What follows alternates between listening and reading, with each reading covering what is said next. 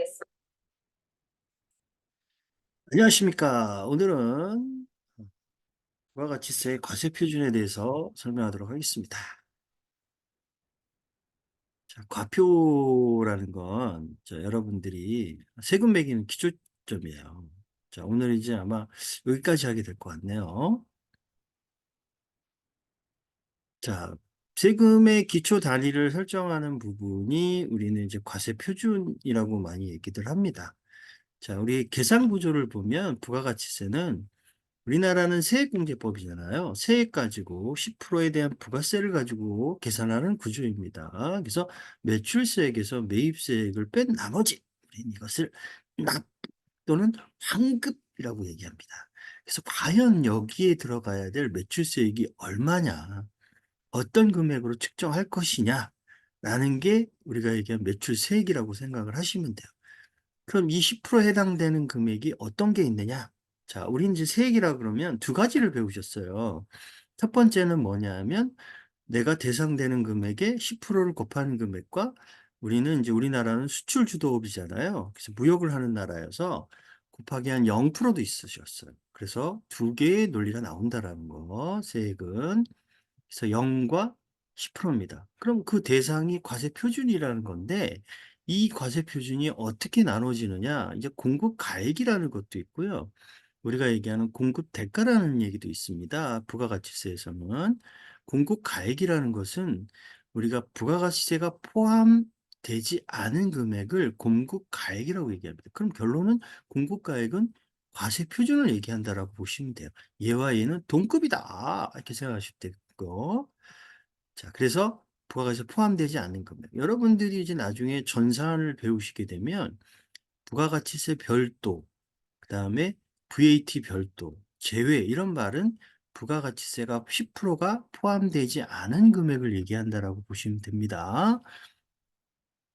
공급 대가라는 것도 있으세요. 자, 공급 대가는 우리가 얘기하는 부가가치세를 포함한 금액이세요.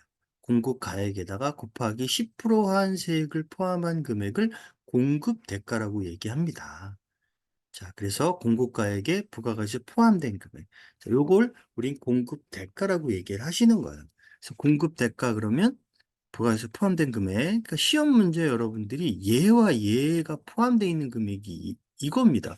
그러니까 이거와 이거의 차이점을 모르면 여러분들이 시험 문제 굉장히 많이 당하는 문제예요. 특히 포함됐다, 별도다, 제외다.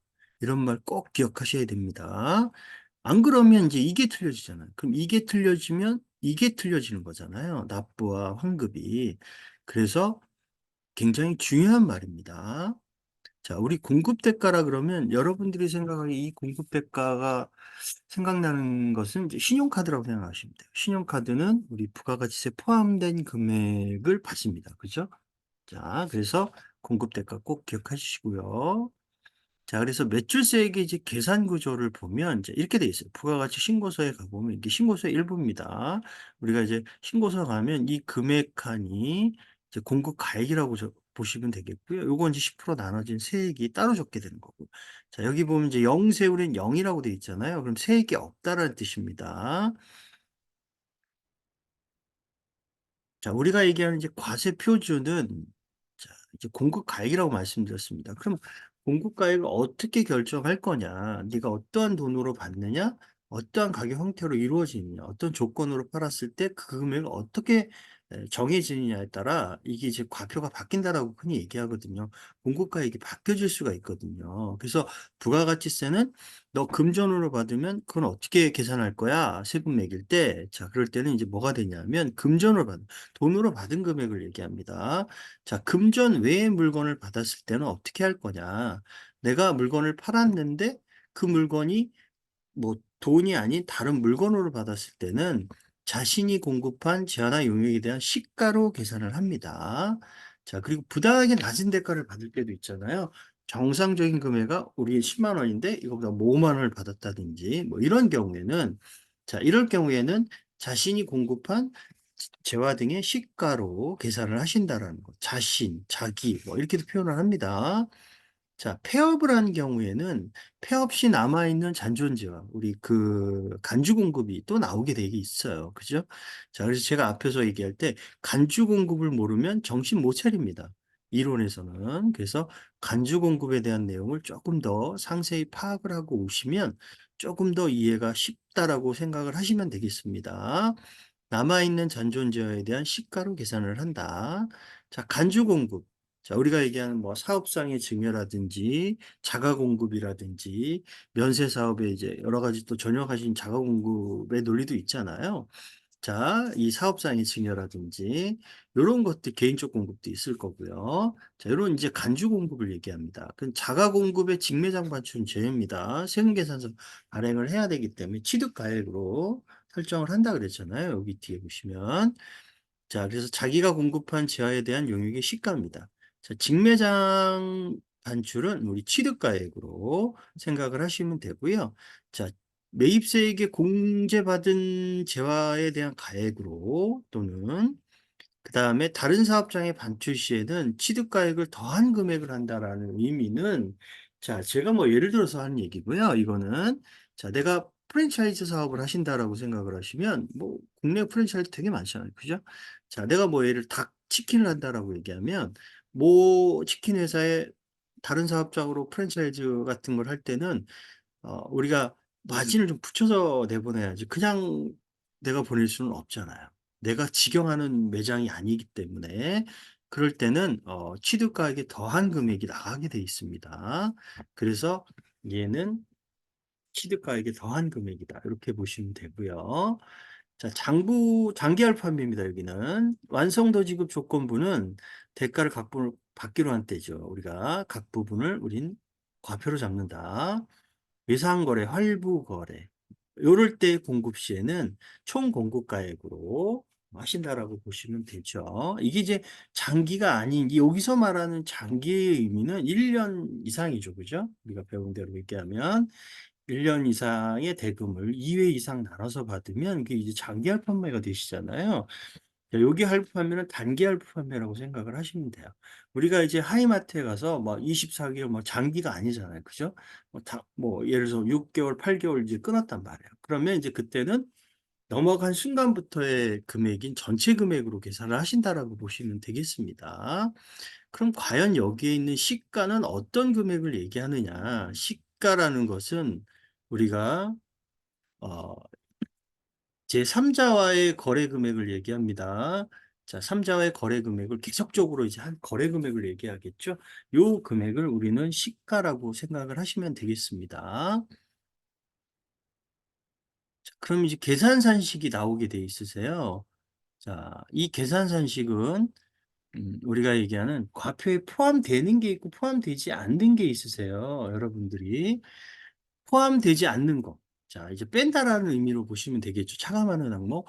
매출 애누리 전체 매출액에서 애누리와 매출 환이 돌려받은 금액 또는 외상값 일찍 받게 된 거 우리가 이제 매출 할인이라고 얘기를 합니다. 이런 것들은 이제 우리가 차감하게 돼 있는 거고요. 자, 공급받는 자가 도달하기 전입니다. 도착하기 전에 망가지고 부서지고 한 멸실가액 이런 금액들은 내가 보낸 게 아니잖아요. 매출이 안 일어난 거잖아요. 상대방이 받지 않았기 때문에 이 금액에 대해서는 우리가 과표에 계산하지 않습니다. 뺀다라는 의미시고요.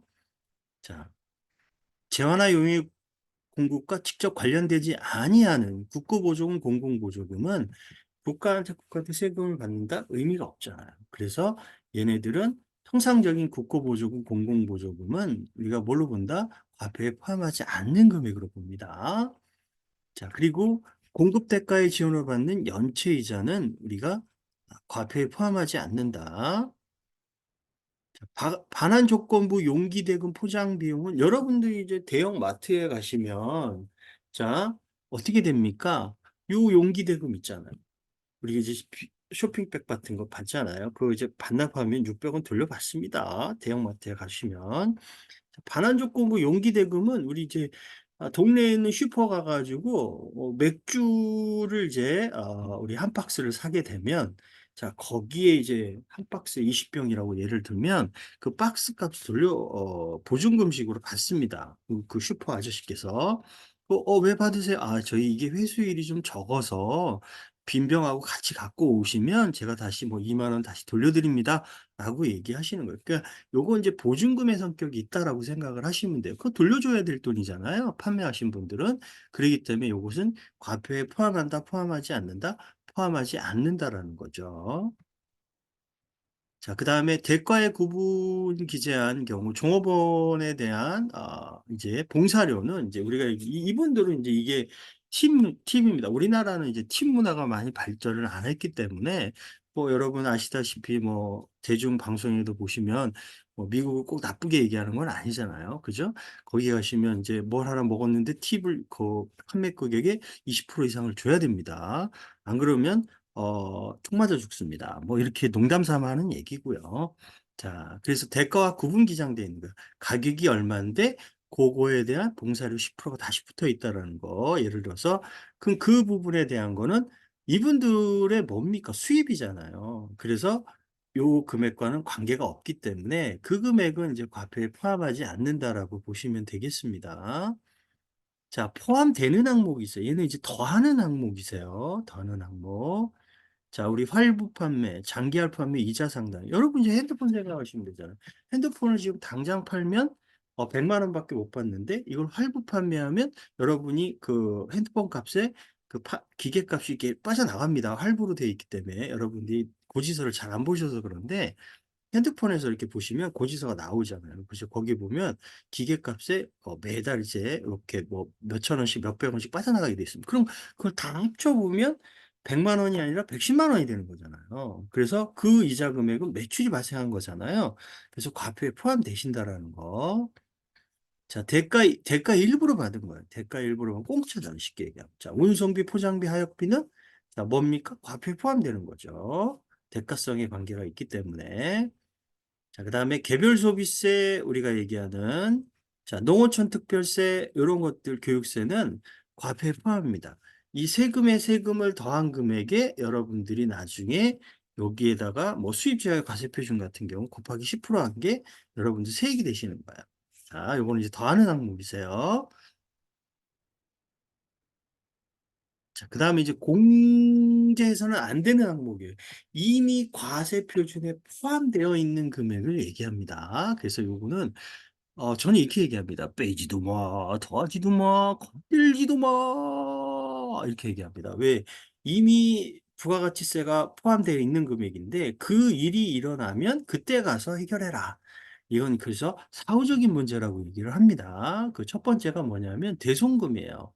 대손금은 거래처로부터 외상 매출금을 받지 못했을 때 받는 논리를 얘기합니다. 그걸 이제 대손금이라고 얘기를 하거든요. 나 물건 팔 때부터 대손금 설정해 놓고 물건 팔지는 않지 않습니까? 그 나중에 나서 그 회사가 부도되거나 이랬을 경우에 그때서야 이제 우리가 얘기하는 대손금을 설정하는 거죠. 그게 사후적인 문제라고 생각하시면 되겠고요. 자, 금전으로 지급받는 판매 장려금은 돈으로 주는 거는 문제가 되지 않습니다. 그러나 현물로 물건으로 줬을 때 철저하게 과세한다라는 거, 요건 잊지 마세요. 자, 그래서 사업상의 징여로 보아서 10% 과세한다라는 거. 그 다음에 하자 보증금이에요. 근데 하자가 있을 때 그거에 대한 걸 보증금을 돌려주는 거지. 처음 물건 나갈 때부터 하자 보증금 줄지는 않지 않습니까? 그래서 저는 이걸 대장금이라고 얘기해요. 대손금의 대자, 판매장려금의 장, 하자보증금의 금, 대장금이죠. 대장금은 빼지도 마, 건들지도 마. 뭐 계산할 때? 과세표준 계산할 때 나중에 뭡니까? 사후적인 문제다. 그때 가서 이 사건이 일어나면 그때 가서 해결해라. 이런 논리로 보시면 되겠습니다. 자, 우리가 이제 외국환으로 받을 경우가 있으세요. 돈을 외국환으로 받았을 때는 어떻게 할 거냐. 자, 그러면 공급 시기 전과 후가 있습니다. 공급 시기 도래하기 전에는 돈 받은 날, 우리가 이제 보편적으로 이제 계약금 받았을 경우에 이제 이런 경우가 있거든요. 그래서 얘를 선수금 많이 처리합니다. 그래서 그건 이제 오늘 이제 돈 바꾼 날에 환가한 금액으로 자, 우리가 수입제화에 대한 뭐 과세 표준을 계산한다, 저기 수출한 금액을 계산한다라고 얘기하시는 거예요. 자, 그 다음에 공급 시기 이후입니다. 그 공급 시기 이후에 특히 이제 수출하는 물건에 대해서는 우리 수출제에서는 선적일, 기적일의 기준 환율 이렇게 많이 얘기를 하거든요. 자, 얘는 기준 환율이나 우리 제정 환율로 우리가 이제 계산을 한다라고 보시면 되겠습니다. 자, 공급 시기의 기준환율, 매출 시점의 기준환율, 제정환. 기준환율은 이제 우리가 달러라고 많이 얘기를 하시는 거고요. 제정환율은 우리 달러 말고 결제할 수 있는 시스템들이 많지 않습니까? 뭐 위안화라든지 뭐 우리가 영국의 파운드라든지 뭐 이런 것들 얘기하시는 거예요. 자, 수입제와의 과세 표준 나왔네요. 자, 이제 들어오는 소비지국 과세 원칙이기 때문에 수입제와에 대한 과세 표준을 명확하게 계산해야 된다라는 거죠. 자, 그래서 이걸 세관장이 관리를 합니다. 과세 가격에 관세를 더하고 개별 소비세 더하고 주세, 교육세, 농어촌 특별세, 교통, 에너지, 환경세 이런 걸 더한 걸 수입제와의 과세 표준입니다. 여기에 곱하기 10%한 게 우리가 얘기하는 매출세액이 되시는 거예요. 세관장에 걷는 여러분에게 부가가치세를 징수하는 부분입니다. 자, 요걸 이제 가끔 시험 문제가 나올 때가 있는데요. 이걸 뭐 여러분이 다 외울 수는 없고 이제 시험 문제 틀을 보면 이제 이 단체에서는 자, 이런 취득세, 뭐 등록세, 재산세 이런 거 냅니다. 특이한 걸 찾으세요. 그게 더 빠를 것 같아요. 여러분들에게 공부할 때는. 자, 뭐 이렇게 다 알아두시면 좋고요. 자, 우리가 얘기한 이제 대손세액 공제라는 부분이 있습니다. 이제 요새 이제 회계 1급에 이게 나오기 시작을 해가지고 저는 뭐 안 할 수는 없고요. 이 다음 급수에 때나 이제 할 수 있는 논리들인데 요새 이제 종종 시험 문제 나오니까 이제 사유 같은 거 이제 시험 문제 나옵니다. 여러분이 꼭 보셔야 될 것 같습니다. 자, 이제 매출세액에서의 차감입니다. 대손 확정받은 날에 그 과세 기간에 매출세액이 차감한다. 이건 환급이 아니에요. 내 납부세액에서 줄여주는 거지. 절대 환급이 아니라는 거. 대손세액 공제는 대손금액, 부가세에 포함된 금액이에요. 내가 외상 매출금을 외상으로 팔았을 때 물건을 거기 부가세가 포함되어 있잖아요. 거기에 110분의 10에 대한 금액에 대해서 우리가 얘기하는 금액을 이제 매출세에서 빼준다라는 거예요. 공급자 입장에서. 자, 대손 사유가 있습니다. 자, 이런 여기에 들어갈 사유는 어떤 것이 있느냐? 이제 우리가 얘기한 법적으로 우리가 청구권을 가질 수 있는 것들이 있어요. 이게 소멸시효가 완성된다라는 의미시거든요. 뭐 상법상의 뭐 수표법, 민법에 대해 소멸시효 완성, 내가 받을 수 있는 권리가 있을 수 있는 채권에 대한 완성된 시점을 얘기합니다. 뭐 파산 이런 거. 그다음에 채권자 사망, 실종, 행방불명 이런 사유가 있어요. 형의 집행이 있을 경우에 채권들은 여기 우리가 얘기하는 대손세액 공제 대상이 된다라는 거예요. 부도 발생일로부터 6개월이 경과됩니다. 경과라는 말은 지나가셔야 돼요. 수표 나옴이. 자, 저당권 설정된 건 제외고요. 압류 채권이 회사 정리인가 결정된 회수 불가능한 경우에 확정이 된 경우에는 우리가 대손세액 공제를 받을 수 있다라는 거고요. 자, 6월 이상의 경과한 30만 원의 채권이 있을 경우에 해당되신다라는 거. 자, 그다음에 부도 후 6개월이 경과한 중소기업업이네요. 자, 보유하고 있는 이제 이전의 외상 매출금이라고 생각을 하시면 돼요. 자, 내가 중소기업이었을 경우 6개월이 경과가 되셔야 됩니다. 그리고 오늘이 부도일이라 그러면 요 전날부터에 포함되시는 거고 이 이후는 안 되시는 거예요. 그래서 부도 발생이 이전이라고 많이 얘기합니다. 자, 그래서 오늘은 이제 과세 표준에 대해서 얘기했고요. 이 부분은 잘 체크를 하셔야 될 것 같습니다. 뭐 객관식 시험 문제도 종종 나오기 때문에 많이 나오는 케이스가 과세 표준에 포함된다라는 거, 이런 것들 포함되지 않는 거 필히 숙지하셔야 될 것 같습니다. 저는 다음 시간에 만나 뵙도록 하겠습니다. 감사합니다.